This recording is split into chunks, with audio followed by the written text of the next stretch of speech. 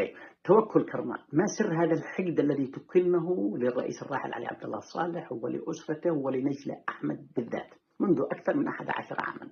حتى نفهم هذا السر علينا أن نفهم شخصية توكل كرمان، كيف بدأت، ما هي الصدفة التي صنعتها، ما هو المحور الذي احتضنها، ما هي الدولة التي تمولها. توكل بدأت في 2011 كناشطة عادية، صحيح أنها شجاعة ومقدامة، لا أحد ينكر هذا الأمر، لكن لم يكن لها ذلك الحضور. حصل خطأ من الأجهزة الأمنية في زمن علي عبد الله صالح أن اعتقلوها، طبعا لأنها من حزب التجمع اليمني للإصلاح، دعمت وضخم اسمها على مستوى المواقع اليمنية. هنا دخل الدور القطري الذي كان يبحث عن ناشطين وكان يبحث عن رموز، وجد رمز قريب من الإخوان، قريب يعني من المحور القطري، وامرأة، شيء يعني بيضيف بعد آخر. فبدأت قناة الجزيرة تروج لها، وبدأ ينهال الدعم عليها شوي شوي، سواء من الإصلاح أو من قطر. بعدها يعني أوباما والدول الأوروبية التي تقف وراء الربيع العربي كذلك كانوا يبحثوا عن رموز في هذا الربيع حتى يعطوا مكانه لهم ليستمر العمل والتغييرات في الأنظمة العربية. ومن ضمن هذا الأمور جائزة نوبل للسلام. طبعا مؤسسة نوبل للسلام هي بتتلقى دعم وتبرعات من الكثير من الجهات، ومن ضمن هذه الجهات المانحة قطر رشحت اسم توكل، وكان المناخ كله الربيع العربي، وكان العالم مبتهج بالربيع العربي، معتقدين أنه سينتج أنظمة ديمقراطية فيها حرية فيها كذا. فدفع أعضاء جائزة نوبل لإعطاء توكل الحق اسمها لحقة، زي ما يقولوا عندنا، شفتوا لما يدخل واحد مطعم ويقول ادوا لي لحقة قدوا على آخر الخرجة، الحق اسمها لحقة، قد كانت الجائزة مخصصة لإحدى الناشطات من دولة أخرى، فأضافوا اسمها بجانب هذه الناشطة يعني إحراج من قطر ومن الأموال القطرية. وفي نفس الوقت كان هناك توجه حتى للدول الغربية أنهم يعني يجعلوا من بعض الأشخاص الذين ساهموا في التغيير في العالم العربي رموزا. يعني لا يوجد لا توكل ملف. ما هي الأمور التي صنعتها في السلام؟ صفر، بالعكس، يعني مسألة الخروج والتظاهر ولا علاقة له بالسلام. يعني جائزة نوبل للسلام عندما منحت لبعض الأشخاص زي ياسر عرفات، زي إسحاق رابين، زي السادات، على الأقل هؤلاء الناس كانوا لهم باع في السلام، عملوا اتفاقيات سلام، اتفاق سلام شجاع، تعرضوا لنقد، تعرض السادات الاغتيال، يعني رابين كمان اغتيل، يعني هؤلاء أبطال السلام بغض النظر عن اختلافاتنا معهم. لكن توكل لا يوجد في سجلها شيء، فقط صدفة خدمتها، صدفة 2011، صدفة قطر، صدفة أن الغرب كان بحاجة إلى إعطاء رمزية لبعض الشخصيات. المهم منحت الجائزة، صعد اسمها، أصبحت نجمة ليس فقط على مستوى اليمن إنما على مستوى العالم العربي وكذلك العالم بحكم جائزة نوبل للسلام. توكل كرمان هي إنسانة بسيطة سطحية فقيرة معرفيا إلى أبعد حد، أكثر مما تتصوروا. لا توجد لها إلا مجموعة من الجمل ترددها في كل لقاءاتها، في كل تغريداتها: شباب الثورة، نحن خرجنا، نحن قمنا بالثورة، نحن قمنا بالتغيير، وأسقطنا المخلوع والمخلوع بالثلاجة، وألفاظ يعني حتى تنتهك حقوق الإنسان اللي قدوم متوفي، يعني لما تقول المرجوم في الثلاجة، وتردد مثل هذه العبارات لأن عقلها فارغ، ما فيش فيه أساسي. وبإمكانكم الرجوع إلى مقابلة أحمد منصور، يعني معها بأمانة كنت أنا أخجل، يعني مقابلتين لاثنين يمنيين اللي كانت تخجلني في الجزيرة وشعر إني أقلب أتعرق من الخجل. حق توكل كرمان وحق الإعلامي هذا اللي في الحوثيين الكبسي، أحمد الكبسي، اللي كان يقول فيصل قاسم أنت ماسوني يعني أخزونا توكل وأحمد الكبسي، الله وفقهم. يعني توكل عقلها تصفر فيه الريح، ما بشي أي معرفة، ما ندري هذه البنية قرية كتاب، قرية حتى زوامل، ولا دراسة أساسي إلا معها هذه الجمل. ولذلك لاحظوا ما زعملش معها أي لقاءات، أي حوارات، لأنه لا عندها تاريخ ولا عندها معرفة ولا عندها وعي، ولا تستطيع حتى أن تنظر معها 3-4 جمل تجلس تكررها. وهذا هو السر ليش نبي نركز على هذا الأمر. توكل لأنها فقيرة معرفيا. تلاحظوا أنها في تويتر، في الفيسبوك، عندما تكتب عن أي قضية ما حد يعبرها، لأنه مجموعة كلمات تكررها، ما حد يعبرها، وتلاقي صدى وتلاقي الناس يردوا عليها ويحصل أكشن بحساباتها، إلا إذا شتمت الرئيس السابق علي عبد الله صالح أو إذا انتقدت أحد أبنائه. هنا تستعيد الصراع حق 2011، في ناس متعصبين من الطرفين فيحصل ضجة.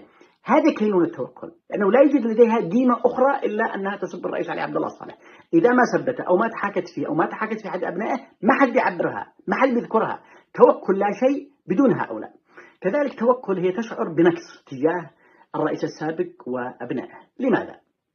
لأنه لا يوجد لديها إرث سياسي، لا يعني ما حد يحبها لذاتها، يعني اللي بيحبوها إما موظف معها في القنوات حقها، موظف في المواقع، موظف في الجمعيات اللي بتمولها قطر وبتنشئ مدارس، بتنشئ حاجات، بتنشئ ناشط بتدعمهم من هؤلاء اللي بتسميهم شباب الثورة. قد شيبنا وقاعد تسمينا شباب الثورة.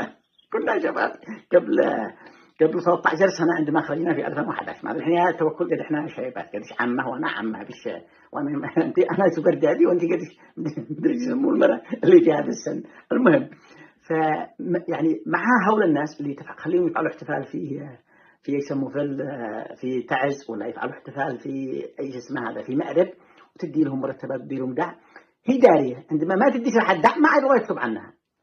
بينما مثلا احمد علي في ناس بيحبوا كثير بامانه، يعني حتى ولو ما بيجي ماشي معقول انه بيدي ناس لمئات الالاف يرسل لهم زلط، بيحبوه بسبب يعني انه شافوا شويه حياه مستقره الى حد ما في عهد ابوه، مع اني ضد عهد ابوه ولو افتتح الان واتكلم في عهد علي عبد الله صالح وانه سبب 11 فبراير مش انا وتوكل، احنا وتوكل لا شيء. اللي سبب 11 فبراير هو علي عبد الله صالح وشركاء من الاخوان المسلمين والاحبار الذين حكموا ل30 عاما، وكان بامكانهم ان يجعلوا من اليمن ماليزيا اخرى، لكن للاسف عينوا ابنائهم، عينوا اقاربهم، تقاسموا حتى حقول النفط وقطاعات النفط. فساد هائل ادى الى هذا الانقسام يعني وحكم اشباب الاسري، لكن هذا مش موضوعنا اليوم. نعود لهم لتوكل نرجع قلب الجهه الثانيه كما ما نش مجلس. المهم تتوكل كينونتها في هذا الامر تشعر بالنقص بالدونيه تجاه احمد علي وتجاه طارق، لانه تشعر ان في محبه، الامانه في محبه لهم كبيره في اوساط كبيره داخل اليمن، لا احد ينكر هذا الكلام. هي ما بتشعرش بالمحبه هذه، بتشعر انه اذا ادت لحد زلط، اذا وظفته، اذا رسلت له يفعل احتفال بيمدحها، ما بيش زلط ما حد بيمدحها، لانه ما بيش حاجه تمتدح فيها، ما بيش حاجه اساسا يذكرها الناس منها. هذا امر. لذلك طموح توكل السياسي في مخيلتها مرتبط بهذا الانقسام. هي معتقده اني بتجي تترشح هي امام احمد علي، بشوفها شعبيه احمد علي، محبه الناس لها عاليه، فبتحاول تستعيد انقسام 2011. طيب يا بنيه اجمعي دوما، خلينا نسقط الحوثي، فما قد سقطنا الحوثي وقد يعني عاد الاستقرار وفيه امكانيه لعمل انتخابات وجا احمد علي يترشح، انت ترشحي وذكري الناس وتحدثي عن 2011 وافتحي الملفات هذه واستعيدي هذا الانقسام لكي تنافسي احمد علي، مش مشكله. بس خلينا اول شيء نبعد عبد الملك، نبعد هذا الجماعه الجاثمه على صدورنا كلنا. يعني خلي عندك بعض الوعي، بعض الافق السياسيه الواسع، لا تجلس حانبه في 2011 وفي شباب قد احنا شيابات، ما عاد احنا شباب يتوكل، كنا نقول شباب الثوره، وعاد احنا في يسموه هذا، عاد احنا في 2011 قبل 13 سنه، ماذا الحين قد احنا شباب وانت قد شابه. اضافه الى ان التوكل بتعاني من عقده يعني عدم محبة الناس لها إلا إذا هي بتدعمهم. الموظفين حقها حكمت بلقيس، المشاريع والجمعيات اللي دعمتها قطر وبتبني بعض المدارس هنا أو هناك، وموظفة بعض الناس توكل كرمان، كذلك ما بتسميهم شباب الثورة وكلهم شيبات اللي بتخليهم ينظموا فعالية في ايش اسمه هذا في مأرب ولا في تعز. إذا قطعت عنهم الزلط ما عاد حد بيشكرها، ما عاد حد بيتحاكى عنها. فهي بتعاني من هذه عقدة النقص، أنه أحمد علي عبد الله صالح بيحظى بمحبة مئات الآلاف، محبة ما أول شيء من الله، ما نجي معترف به، محبة بسبب إرث والده، في ناس بيحبوه كثير بغض النظر عن خلافنا معه. فانتقلت هذه المحبة لأحمد علي، لأن الحوثي خلى علي عبد الله صالح ملك يسير على الأرض.